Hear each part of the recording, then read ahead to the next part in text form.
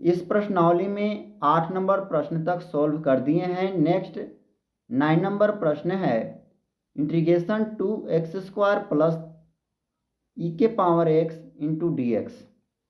इसका इंटीग्रेशन में पहले अलग अलग करेंगे तो लिख सकते हैं integration 2x² into dx plus ex into dx। तो इसे हम पहले यहाँ गुणांक को बाहर करेंगे 2 को, तो 2 integration x² into dx plus integration e⁻x into dx। अब इसे हम लिख सकते हैं 2 इंटू x² का इंटीग्रेशन हो जाएगा 2 में 1 जुटेगा 3x³ बटा 3 प्लस e⁻x का e⁻x ही होता है, प्लस में c लिख देंगे। तो इस प्रकार से यह आ गया 2/3 x³ plus e⁻x plus c। इसका राइट आंसर प्राप्त हो गया। नेक्स्ट 10 नंबर प्रश्न है इंटीग्रेशन √x माइनस 1/√x का होल स्क्वायर इंटू dx। यहाँ a माइनस बी के होल स्क्वायर पर इस वैल्यू को पहले पुट करेंगे तो a माइनस बी का होल स्क्वायर बराबर होता है a² plus b² minus 2ab। इस पे इसको रखेंगे तो इंटीग्रेशन लिखेंगे √x का स्क्वायर प्लस 1/√x का स्क्वायर माइनस 2 a के जगह √x गुना b के जगह 1/√x इंटू dx। अब यहाँ से √x को कैंसिल कर देंगे। √x का स्क्वायर है तो केवल x होगा, प्लस में 1/x हो जाएगा, माइनस में 2 इंटू dx। अब इन सभी को अलग अलग करते हैं तो लिखेंगे integration x into dx plus integration 1/x into dx minus 2 dx।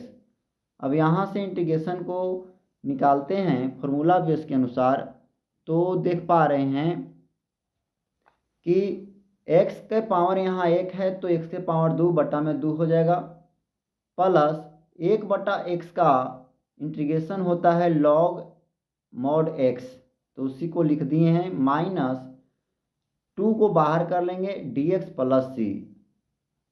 x²/2 plus log mod x minus dx का केवल x होगा तो 2 में x से गुना होगा, माइनस 2x प्लस c। यह इसका राइट आंसर प्राप्त हो गया।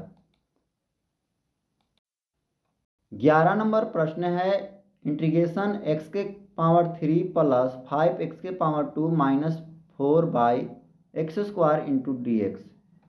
अब हमें इसको इंटीग्रेशन प्राप्त करना है तो इस सभी को x² से भाग देंगे तो x² से भाग देंगे तो यहाँ लिख सकते हैं x³ बटा x² प्लस 5x² बटा x² minus 4/x² into dx। सभी में भाग दिए तो यहाँ पर पावर आधार सेम रहने पर पावर घटता है तो 3 से 2 घटेगा, प्लस यहाँ x² से x² कट गया, माइनस 4x⁻2 इंटू dx हो गया। अब यहाँ पर हम देख पा रहे हैं कि बच गया इंटीग्रेशन x प्लस में 5 माइनस में 4x⁻2 इंटू dx। हम सभी को अलग अलग कर लेंगे तो अलग अलग करते हैं तो यहाँ होगा x इंटू dx प्लस 5 को बाहर करेंगे इंटू dx, माइनस में 4 को बाहर करेंगे x⁻2 इंटू dx।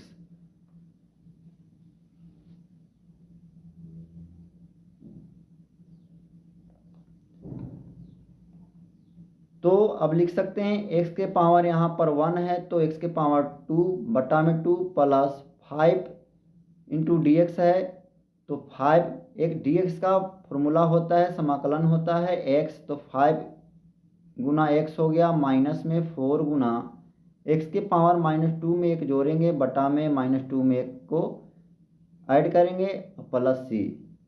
इस प्रकार से यह हो गया x² बटा में 2 प्लस 5x माइनस 4 गुना x⁻1 माइनस 1 प्लस c।